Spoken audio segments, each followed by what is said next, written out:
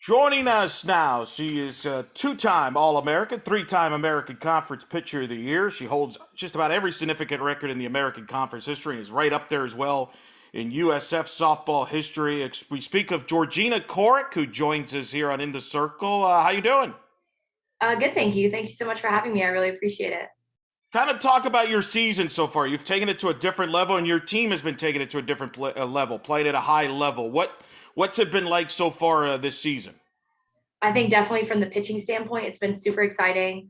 We came out opening weekend and the bats were hot, hotter than I think I've ever seen in my 5 years here. And it's definitely a tribute to kind of the team chemistry that we've got and the way that we've been working, especially on and off the field and in the fall. It's just we've really got like a new mentality and we've got so much youth on the team. And sometimes with youth, sometimes people get a little nervous. They're like, well, they don't have the experience, which I agree with, but they also bring new perspectives. And I think we've been having a lot of collaboration and a lot of great minds just kind of bouncing ideas off of each other. And when you have that kind of that depth of perspective as a pitcher, I know it's very easy to throw to one team that has 10 identical batters, but every single one of our batters has different strengths, different weaknesses. They're able to utilize different aspects of the offensive field. And I think it makes this a really difficult team to beat, especially when we have quite a strong depth of pitching staff, which we've shown. You mentioned the offense and the youth. I spoke to Coach Eriksen about that. What has it brought? Like you some energy there? You mentioned you've learned some new things and some different ideas. What are some of the things you've learned from this group that's come in? I think sometimes, especially I'm kind of an old lady. I'm 23 now, so I've been around the game for a little while. But sometimes we get caught in some very old-fashioned ideas of softball. And one of the coolest things for me as a pitcher that I've noticed from the mound side is you always have to be learning new things. You know, whatever you thought was set in stone, black and white 5 years ago, isn't that way anymore because the game is changing, people are changing, the girls are evolving. Like technology has advanced so much in the game that we're seeing so many new attributes that we've never seen before.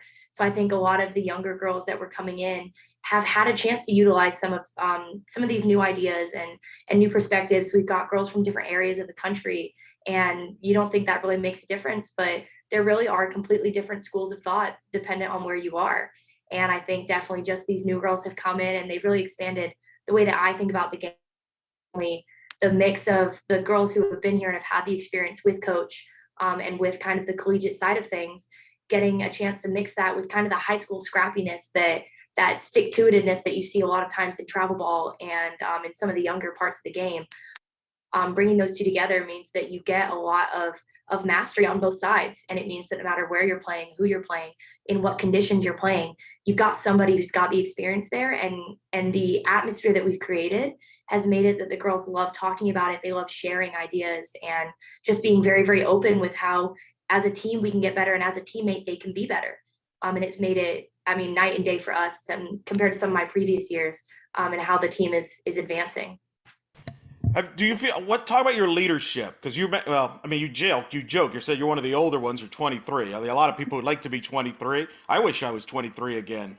But talk about your leadership because the young team. How much? What's your style of leadership? Because I've noticed you at games. You're encouraging your teammates even from the dugout when you're not playing. So talk about the leadership you bring. I think leadership is very synonymous with consistency. It's very difficult to stand behind somebody who is only there when they're doing well, or when like if they're not standing every single time with you, you can't really consider them a strong leader. So I think leadership for me is leading by example, but also being somebody that people want to play with and play behind. I can name leaders on this team who have actually been out with injuries, who've had redshirt years. Megan Sheehan is a phenomenal leader on this team. I would even look at Tylee Vaughn, who as a freshman came in and is not getting much playtime, but she leads the dugout. She leads her class by being somebody that people like to play behind, that like to root for. So I think leadership is definitely not something that people put on you. It's something that you have to kind of carry within yourself. I would hope that even if my performance wasn't as good as I've been doing this year, girls would still look to girls like me or girls like Erin Pepping, girls like Vivian Pond, who exhibit these leadership qualities, not because they're putting up these number one in NCAA stats, but because they're phenomenal friends and they're really great teammates. And leadership is, people like to make it a little bit more complicated than it is, but leadership is really friendship in disguise. Like you will not want to root for somebody that you are not rooting for on and off the field, that you don't want to succeed in the classroom, in their daily, like their day-to-day lives. So definitely kind of what you see is when we're goofing around in the dugout or when we're having a really good time, leadership is just us being phenomenal friends and gelling as a team and wanting to succeed 1 through 9 or 1 through 32. Even the girls that are not getting the play time, you'll see that when we have a pinch runner come in, when we have someone slide into a position defensively, everyone in the dugout is going crazy because they really do. They see their friend going on the field and they want them to do so well.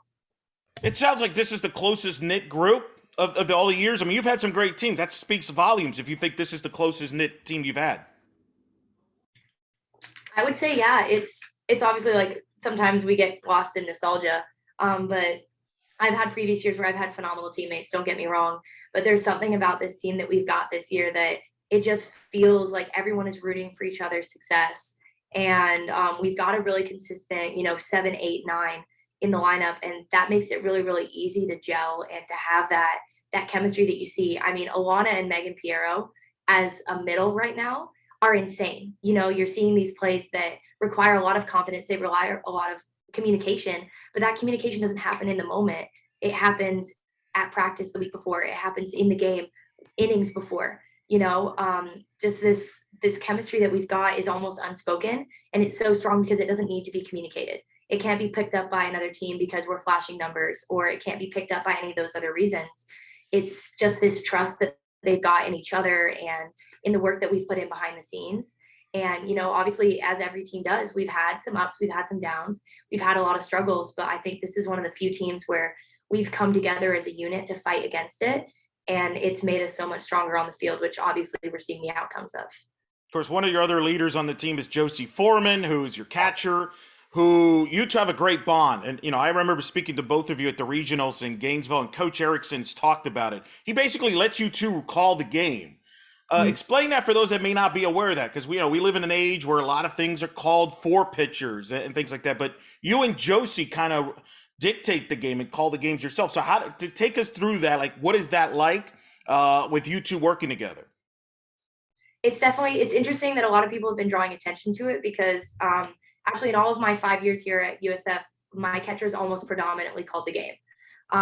So it's very funny when I hear a lot of people, or like you see people with the armbands and the signal sets, to see that their coaches are actually the ones calling the game. For me, it feels a little impersonal. It feels, because at the end of the day, like Josie and I have the best perspective of the hitters. We have the best perspective of the batters. In a sense, as a pitcher, I've seen thousands upon thousands of swings. Josie's seen thousands upon thousands of swings from the back end of it. We see almost, it feels like a video game almost, but when you see the kind of the ESPN box, the strikeout zone, we see holes, we see where someone's swings might lead them to do something that we need it to, like roll a double play or get a pop-up in a crucial situation. I think that from the dugout, even when I'm sitting in the dugout, I can't tell stuff like that, so it's really exciting to know that coach trusts us enough, that we've put in the work enough to earn that kind of the pitch calling that we have. But definitely it feels very much like we're not relying on the scoutings or the stats or the numbers, which are really just what other people have done off of other pitchers in the past. We're getting a live, like direct feed of what a batter is doing in this moment, what adjustments they're trying to make. Maybe they've seen film of me and they're trying to adjust their swing that I've never seen on film before, So it's very exciting to see that Josie and I usually will work directly in sync because we have such a similar perspective of the game that we likely see the same holes or we have the same goals going into an at-bat, and we'll call the pitches that we need and we'll work together to get the outcomes that we need. And it's really cool because coach will have his little moments where he's chirping on the side and we know what those words mean. But most of the time it's very much him being very hands-off and trusting Josie and I to do what we do every single day and put the work in that we deserve. How much do you two communicate within the game? Do you talk in the dugouts throughout? I mean, I would. It's got to be fascinating as you're going pitch by pitch there. I mean, there's times where maybe you both disagree. Who wins that if you disagree usually there? I would definitely not say the word disagree. I think definitely signs or suggestions. Josie will be like, "Oh, I think this pitch would be good," and like Josie and I will have small signals, maybe perhaps that signal, maybe not that. Maybe I want to put it on the other side of the plate. Hey, like, no, I don't like that at all. So most of the time we then just go immediately into probably you had like, she had a number one choice for a pitch, but she probably had two, three, four, maybe a fifth pitch in the back that she was like, this could work too. This could work too. Sometimes we like to make pitching very black and white, but at the end of the day, I'm like, I want to throw a curveball, but maybe I want to make it rise a little bit. And she is already set up. She knows exactly probably what I'm trying to do there, and she's ready for it. Pitching is not as black and white as people like to make it seem sometimes. We can make little adjustments. We can do a lot of small things. But then we'll come in the dugout and be like, hey, it looks like they're kind of sitting my soft. Maybe they're like trying to hack down on a rise ball. So we'll make small adjustments there for largely if another team is trying to make adjustments off of us. Most of the time, Josie and I are throwing to our strengths. We're throwing to the strengths of our defense, and we're just trusting it. Because at the end of the day, the batter is the one who has to prove something. It's sometimes easy for us to just throw three pitches down the middle. A batter's got to swing the bat, so definitely like luck is on our side, skill is on our side, and we trust that a lot. Sounds like you both have that passion to think the game during the game, thinking ahead. Coach Eriksen has told me that if you wanted to, you could be a coach. I don't know if that's something you want to do after you're done playing, but like, do you really have a passion for the game? It sounds like thinking the game and thinking strategy. Is that accurate? Oh, absolutely. I mean, most of my teammates, they know about it. I'm like a self-proclaimed nerd. I think that pitching is so cool. I think that softball is so cool. Definitely, like I picked up a major in a science field, and I like being able to understand the whys of things that happen. So sometimes I like come to Josie and I'm like, dude, I don't understand. Like, I feel like a little bit of this is off, a little bit of that. And she's like, I don't know, you look good to me, bro. And sometimes it's just kind of like the scientist in me. They wants to know like why something isn't quite perfect. But at the end of the day, softball isn't perfect. And I think that's the coolest part of coaching that I kind of admire a lot, is that obviously you get to break down the game into so many little moving pieces. But at the end of the day, you're not the one playing it. You get to kind of put your players in the best positions that you can, and give them the most information. Coach Jess, our previous pitching coach here, used to always tell me that she was providing me a toolbox. Every single pitch that she taught me, every single mechanic, every single kind of strategy that she would provide for me, she's like, this is a toolbox. You can keep as many tools in a toolbox as you like. It's up to you to build something with it, and you get to decide what you're going to build with it. I do actually work with 10-year-olds, 12-year-olds. I usually try and coach over the summers just to kind of keep my mind working and stay in the game. And it's one of the coolest things that I love being able to do, because young kids, especially young girls, are like sponges. They love knowing how the world works. They love knowing the whys, and they want to get better. They have this deep desire to be better all the time. And I think sometimes people kind of underestimate how much learning a kid can really do. So I think my job as a coach, and what I get really excited about, is learning what they know, learning what they can possibly know, and learning how I can provide it for them. So I think following my years of being a student athlete, I'd love to work with coaching, if not at a young age, at a higher collegiate level.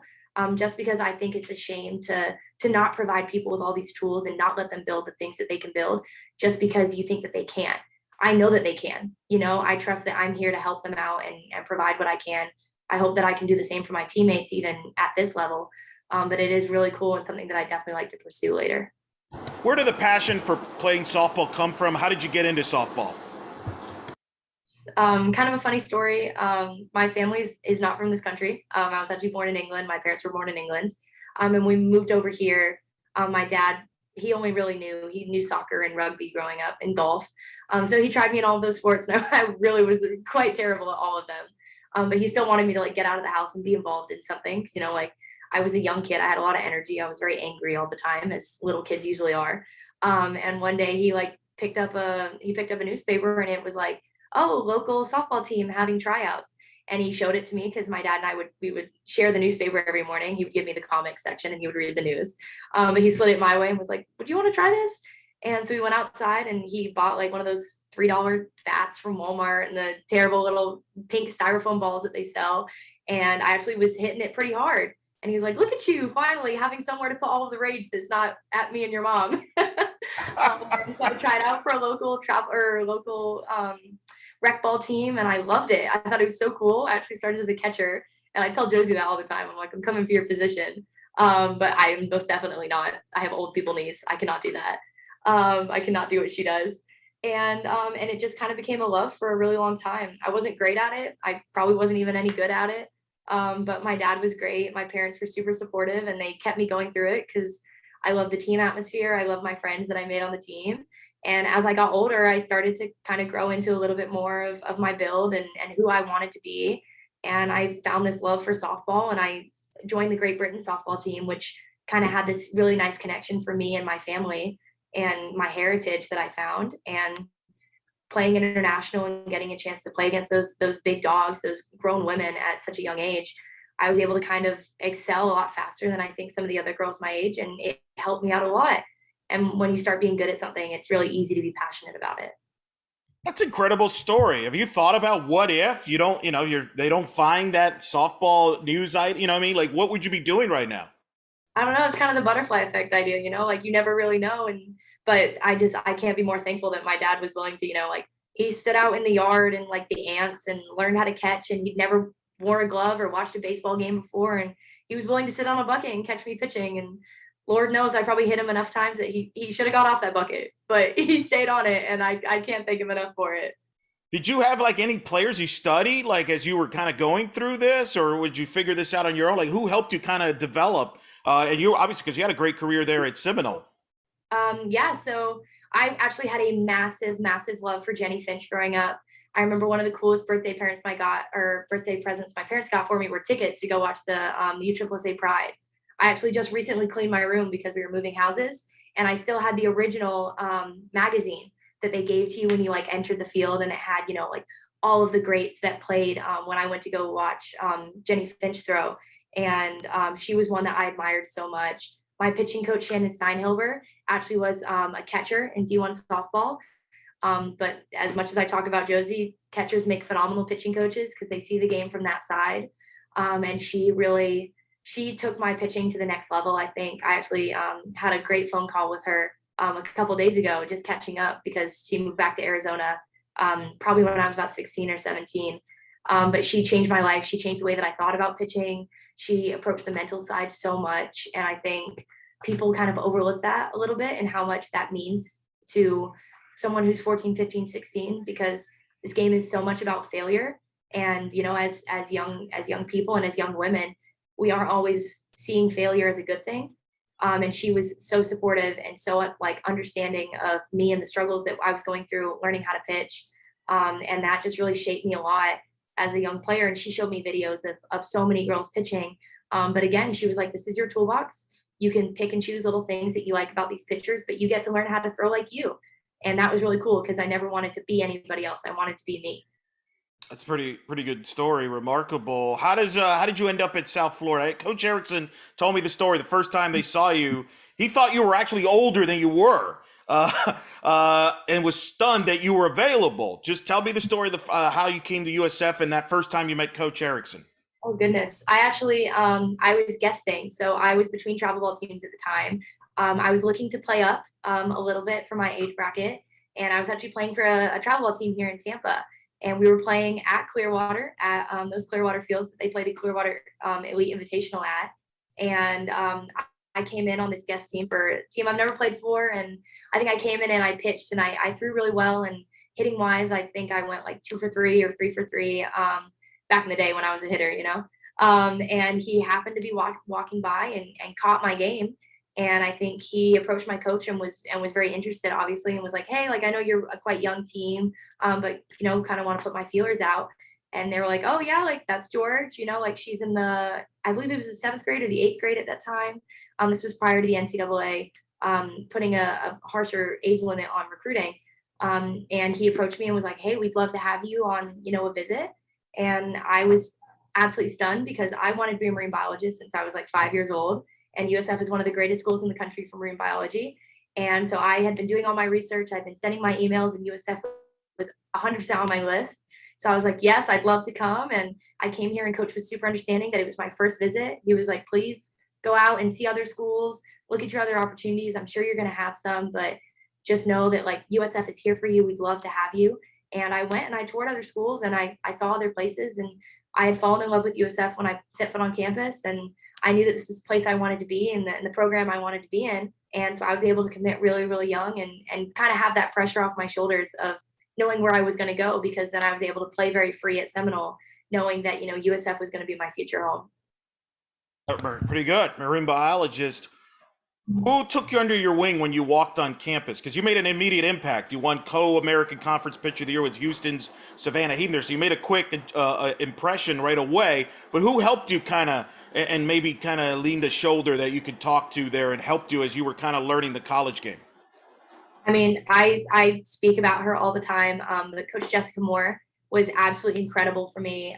Even when I was committed here, she was very, very willing to work with me and be understanding. I would send her videos of me pitching, and she was always so wonderful with like her advice and just like her working on the international level of the game. She'd been obviously on the USA national team. She had that experience, and she is very much a very dominating personality. So I was very shy. I was, very, very like in myself, in my little shell. And she demanded that I left it. She always demanded the best of me. I would come and I would throw and I would throw. And she's like, you can be better than that. I know you can be better than that. And so she was one that she pushed me absolutely to my limits, my freshman year, especially, and even more so my sophomore year, when I had my knee surgery. And I wasn't sure whether I was going to redshirt that year. I wasn't sure if I was going to come back. We really pushed my rehab. We accelerated my rehab program. And she would text me every single day over winter break. Hey, have you got your rehab in? You better be getting your rehab in. Don't make me come down to Sanford and make you get your rehab in. And she was really, really dominating and demanding of me because she knew that I could. But then on the teammate side, you had Lindsay Devitt, who was just an absolutely incredible powerhouse behind me. She was consistent in the lineup. She was consistent on the field. Cassidy Boyle, even as my shortstop my freshman year, she was so supportive. She called me her hobby because she said I would like always panic when I got a ball and I had fast hands and I throw it too fast at my first baseman. But she was incredible and super supportive. Aston Donovan was another one who back then I was just super shy and I wasn't really sure of who I was or what my spot was on this team. And they were very, very supportive and they were there for me every single step of the way. And they're like, no, you deserve that. You deserve the recognition you're getting. Like you are that good. Like believe that you're that good. And it was kind of that aggressive positivity that I've kind of taken to this team this year. Because there's a lot of young girls on this team that are in their own shell that remind me a lot of myself. But I think with the right demand and with the right idea of what they can be, they'll slide into those roles like it was made for them. So I'm hoping that I can be the Lindsay Dever, the Aston Donovan that I had my freshman year for some of these younger girls. Now, you mentioned you've been part of the Great Britain national team. You took part in the Olympic qualifiers, got all the way to the championship before falling to a good Italy team. But you were tremendous in that. And Coach Eriksen told me that experience really changed you, even got you even to a different level as a pitcher. Just talk about that experience and how that's helped you in your career. I think international softball has been one of the coolest things that's ever happened to me. Even just from outside of the softball standpoint, the ability to represent your country, the ability to go travel the world and see kind of outside of the touristy regions of where people go. We go and we play in Barcelona, but we play in a small city outside of Barcelona.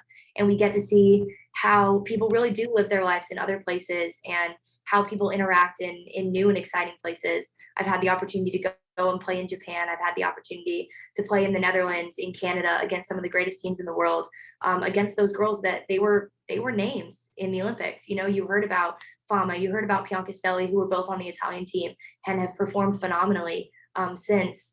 I think the coolest thing about international is that there isn't really an age differential. Oftentimes you hear about travel ball and they're like, oh, well, you play 14U or 16U, and you hear these like 2-year gaps that are meant to kind of protect girls a little bit at that age. But international is not that way very often. You'll have the under 19s, you'll have the under 22s, and then you'll have women's. And so at a time when I was 17, 18, I was playing in the women's bracket of international play, which meant that I was 17, 18 throwing against girls who had competed in 2012 in the earlier Olympics, so the coolest part of international for me was playing against those girls who had the leg up on me physically, but it made me have to have a higher demand of myself intellectually. I had to be able to mentally outsmart these batters. I had to work with my battery and with my pitching staff as a way to outsmart these girls that we've probably been playing against them consistently for years. Europeans is a small group of countries that compete against each other every single year almost. So Fama had probably seen me pitch 1,000 times and she was going to see me pitch 1,000 times again. So there was that kind of anxiety for me going into that Olympic qualifier, knowing that the Italian team had probably spent the last couple of months scouting me. that I had to kind of bring my A game and outsmart them with the way that I knew how, which is in counts, which is with spots.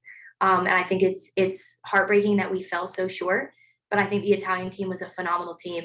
They had incredible resources going into that tournament, and they honestly they worked very, very hard to earn that spot. And they went into the Olympics and they showed out for the Europeans as a total. So I'm really, really glad that I got the opportunity to compete against that Olympic team. Obviously, it's heartbreaking for GB knowing that we've been pushing for that spot.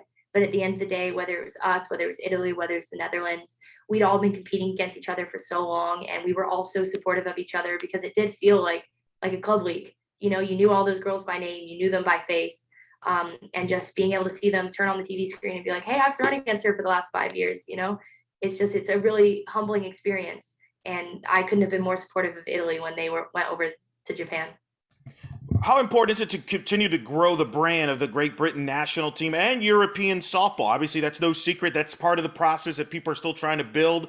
Great Britain, trying to build that. It sounds to me like you still want to be a part of that moving forward. Is that accurate?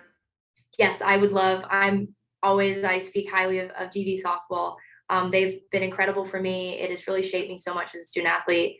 And just I think that the European side of softball is so cool because obviously sometimes we look at the US and we're like, oh, well, like America has the best softball. But it's unfortunate because America has put the most money and the most funding and kind of the most attention towards American softball.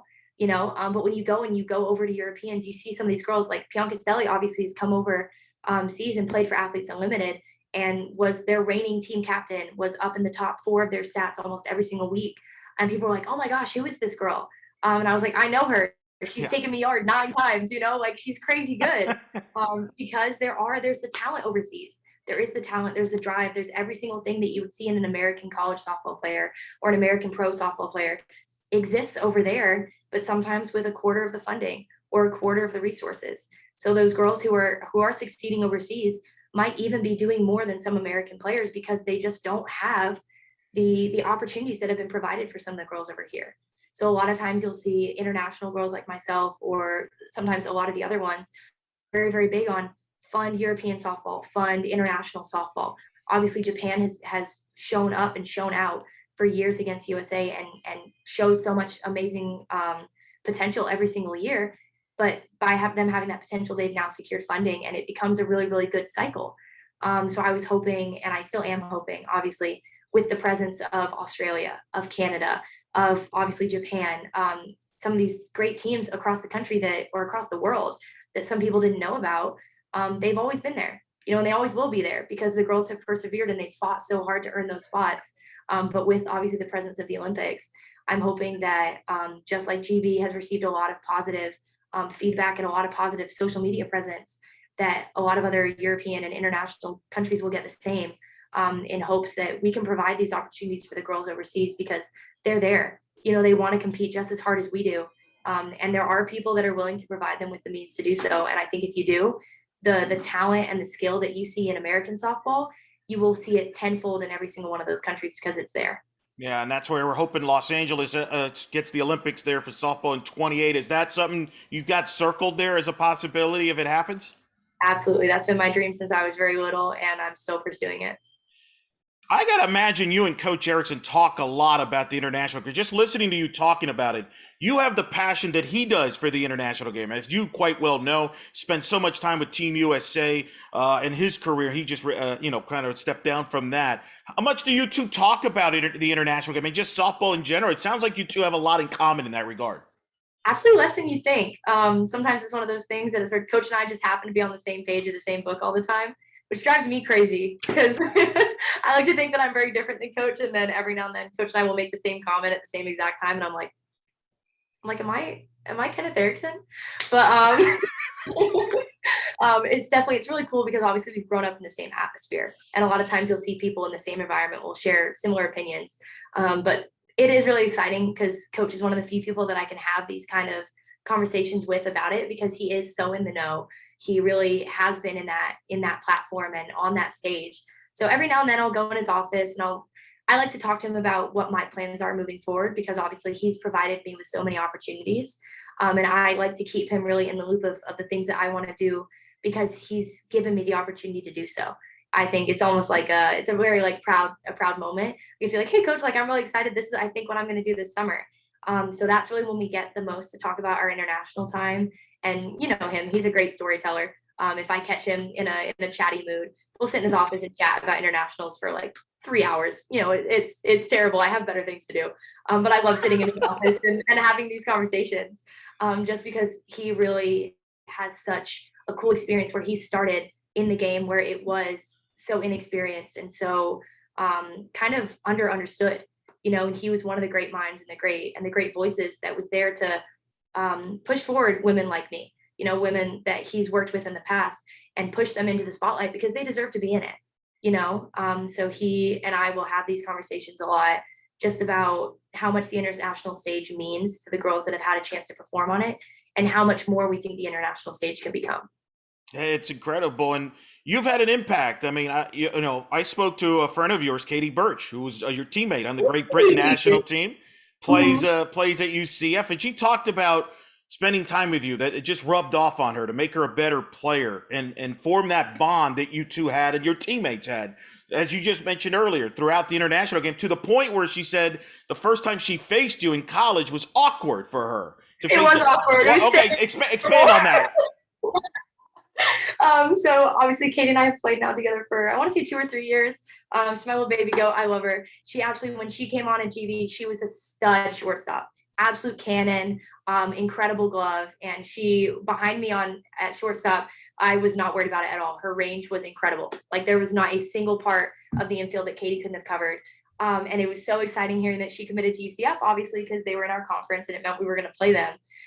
So I would like put her on my story. She would put me on her story, and people would be like, "Aren't you guys rivals?" And I was like, "Bro, that's Katie. Like it's Katie." I was like, "It's my girl." So I think I got a chance to. I don't. I'm trying to remember my first at bat against her.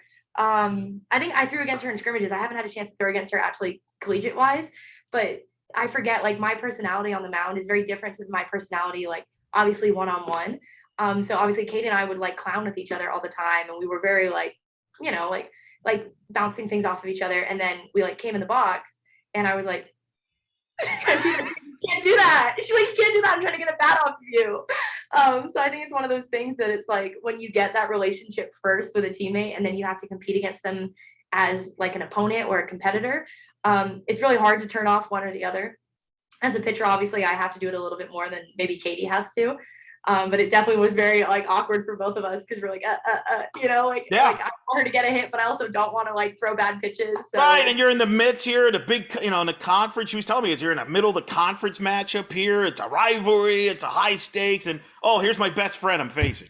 yeah, literally. So it'll definitely be very interesting when I have to play against her again in conference this year. But I'm always so excited to face girls that I know, just because I'm rooting for them to do really really well. Obviously, as much as I'm rooting for my entire team to do really well. But it's really fun to support them from afar because UCF has been having an incredible season, and Katie's been coming in and getting RBIs and having incredible starts. So I'm really really excited for her. How much pride do you have from the league standpoint? I mean, you've faced some great pitchers. Aaliyah White, who's the all-time leader at UCF, Bailey Lang at Wichita State. I mean, you've earned your everything you've gotten. You've earned. I mean, it wasn't given to you, and I would imagine that competition has made you a better player. No, absolutely. I think the American Conference is definitely quite an underappreciated conference. I think this year and the previous year have been one of the first years where I've really felt like there are other teams in the country being like, "Ooh, we don't really want to play teams in the American." You know, obviously Wichita State got sent to Oklahoma, and some people are like, "That's really a disservice to Wichita State," you know, because Wichita had put up insane numbers all year, and they did. They went out to Oklahoma and they put up insane numbers against Oklahoma. You know, it's tough, obviously, coming against the number one team in the country. But Wichita State proved their mettle. You know, same with UCF. UCF came out and proved their mettle against incredible teams, beat UF 2 times last year. I think it's really, really cool because obviously we've struggled competing against each other for so long. Aaliyah White, an incredible pitcher. Tulsa's had some incredible pitchers the previous years. Obviously Hebner at Houston, Yeah. an incredible career. And sometimes people like to sweep it under the rug because we're not maybe a big football conference or we don't have kind of that name. But obviously UCF is putting up huge numbers on the football side of things. Wichita State has an incredible baseball record.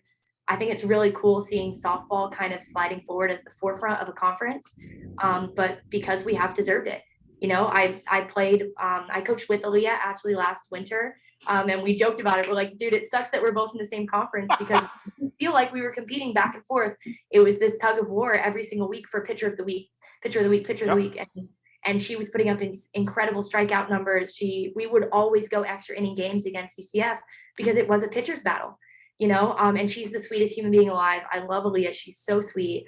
And it's just really cool getting a chance to like play with and then play against girls that you have such a high respect for. I had the opportunity to play with Sydney McKinney this summer, actually, and having her as my shortstop was the coolest thing ever because I hated having her against us. So it was really, really cool, but I can't express how much respect I have for these girls in our conference because every single one of them is competing and drawing such a good name for ourselves.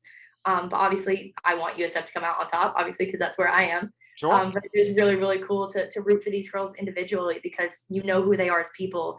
And now you can see why they have such success and such passion when they play on the field because they really are great people. I'm impressed how you got all the sports too. You're on top of everything here. You've got you could be a commentator. You could be a commentator if you want to go in that direction. Oh no, I'd be too nervous. I'd say the wrong thing. Well, that we all do at some point. A couple quick things before we let you go. You've got so many great games still ahead of you, but up to this point, do you have a favorite game that you've played in or pitched in at USF that stands out? Oh goodness, I always go back to my Arizona game sophomore year because that was one of my first complete games off of my knee surgery. I had my big old clunky brace on, my pants on way too tight, and we came out and we beat Arizona 4-1, I believe, when they were ranked, and it was an incredible win for us that kind of just set us off on this great streak, and really brought us together as a team. But on top of that, I've got to say, goodness, there's been some really cool ones, Dan. What are some cool wins that we've had recently? NCAA, how about that for postseason no-hitter, first in program against Baylor? It was pretty good, right? Baylor, that was a really, really cool one. I would even say this year against OSU. I think that was one of the coolest games that I've seen just because OSU is they're such a powerhouse of a team and a powerhouse of a name. And we came out and we played against them like we didn't care. We never played the uniform. We didn't play the name game. And we put up these great numbers. I'm looking at Jackie because I can see her in the cages from here and she's goofing around, but she hit like a bases clearing triple. And she broke this game open and broke it open for us, I think, on a social standpoint. So we were able to get social media attention. We were able to get, we've got Jen Schroeder now who is in our corner on Twitter because they were able to see those games and see those televised events. And I think that's cool because USF has always been out there. We've had those big wins. We've been toe to toe with Florida at almost all of our regionals. And it's just tough because we haven't always gotten the positive attention that I think we deserve as a program. And I think this year's been the coolest one that we're getting respect. We're getting nods from big programs across the country. And I think we deserve it. We're working hard and I can't be more proud of the squad for what they've done. I think you also got the win for Coach Eriksen's 1,000th win, which I think might have been a no-hitter too. We did a no-hitter, against ECU last year. That was really cool. I did forget about that one. What does Coach Eriksen mean to you? I mean, people don't know him as well from the outside. You get to know him pretty well. I mean, describe Coach Eriksen and what he's meant to you. I think Coach Eriksen he's shaped me so much into the athlete that I am and kind of the mental student of the game that he really likes to attribute a lot of his success to. He's a phenomenal father figure for me, even now that I've been here for 5 years. Obviously, I go in his office, just kind of have a chat and sit down with him or tell him how my day's going or what my plans are for the future, because he's opened that door. He's made a very professional appearance for himself, obviously on the field and in a social standpoint, but getting to work with him every single day, you see how much he really does care about his players. He cares about us individually. He's got a nickname for every single one of the hooligans on the field. I was laughing because yesterday he was trying to tell Hallie Bryant, our outfielder, to come in, and he calls her Bones. And he's like, Bones, come on. And Hallie knew who he was talking to, because that's his nickname for Hallie. But he really does have this great atmosphere of, he's got a very strong demand of the girls, because he's been there, he's done it before, and he knows what it takes to get there. But he still respects us a lot as people. He very much will come up to you and be like, hey, you look like you're not having a good day. Like, what's up? Which means a lot to us as players because sometimes we feel like our worth is so intrinsically tied to how we perform on the field. But coach will 100% always come up to me and be like, how you feeling, bud? Like, give me a rundown. How are you feeling? And I'll be like, oh, like I'm not sore. And he's like, no, no, no, that's not what I'm asking. I'm asking how you're feeling. And I'm like, well, like I had a lot of tests this week. And he's like, you tired? Like, what do you need? And it's very much a care aspect of, he knows that in order to have a great team, you need great people. And he recruits great people, and he coaches great people, and he trains great people, and he's hired great people. I talk about Dan, I talk about, Coach Jess, I talk about Coach T, I talk about Coach Novice, Coach Carla. All of them are great people who are really excited to be a part of his program because he's made his program that way. So I have a lot of respect for Coach E, and a lot of love there because he's provided me so many opportunities and so many other girls opportunities, and he often steps back into the shadows of the achievements that he's had or that we've had as a program under his tutelage. But at the end of the day, like, you are your captain. Your ship is your captain. It's how he steers it. It's how he drives it. And he's done phenomenal things. And I'm really excited for this year because I think this is one of the coolest years with some of the coolest players that we've had. And I think he can tell it too. He gets really excited the way that we get really excited. Yeah, no, I could definitely tell. And I feel like we'll have to bring you back on. I feel like you got a lot of good Coach Eriksen stories behind the scenes. We'll have to share another time. With him if I'm allowed to talk about him. That's true. That's true. Stories. Yeah, I know. I totally get you on that. Trust me, I know the feeling there. Years from now, whenever your career's done and you come back to campus, you're going to be a Hall of Famer in that school. You're among the best of all time. I don't think that's a big secret there. What do you want people to say about you when they see your name on campus there, however they honor you there, when they say Georgina Corrick, years from now on campus? What do you want people to say about you? I think that's a tough one because obviously you don't get to decide what other people say about you. But I think definitely the coolest experiences that I've had here are the connections that I've made with the people. So even yesterday, I have worked with a travel ball team out of Tampa a couple of times, and I mostly just communicate with their head coach when he sends me videos of their pictures. He's like, hey, can you help me out? She just wants to go on a Zoom call with you really quick. And as a surprise, yesterday, he brought out his entire travel ball team, and they were sat directly behind home plate, and they were clapping and cheering for me for every single one of my strikeouts. And they got so excited when I got to walk up the hill and go see them because they all wanted to take pictures with me and they all wanted to get my autographs. But more than that, their coach was like, all of the time, they're like, oh my gosh, you remember when Coach Shores was at practice and she did this? And I went to one of their practices. I think the thing that I hope to be remembered for at this program and kind of who I am as an individual is the connections that I made with people, and kind of the help that I could provide them. I think at the end of the day, we are how other people feel about us, and if other people always felt good to be around me or they liked being my friend or they were happy to be on the field with me, that means endlessly more to me than any strikeout record or any no-hitter. Because at the end of the day, like I love my teammates so much. These are going to be my forever friends, and I've made forever friends that are fans. I've made forever friends that are lessons and like employees and people that I hope will stay in my life for the rest of my life, regardless of whether I was a student athlete for 4 years or whether I wasn't a student athlete at all. So I hope that even if I am remembered for my athletic achievements, more so than that, I'm remembered for who I was as a person and how I helped the people around me. Well, we certainly wish you well. I know you got a more softball ahead of you. Good luck the rest of the way this year, and continue the great success. Thank you so much for taking the time. I know it's a busy time for you, but it's been a pleasure to talk to you. It's been a pleasure watching you play. I'll continue to watch you play. I see you on social media, a lot of Bulls fans, a lot of softball fans really appreciate you, and I'm glad to see that, rightfully so. Thanks for doing this, and I'll see you around there. Awesome. Thank you so much, Eric. I really appreciate you having me.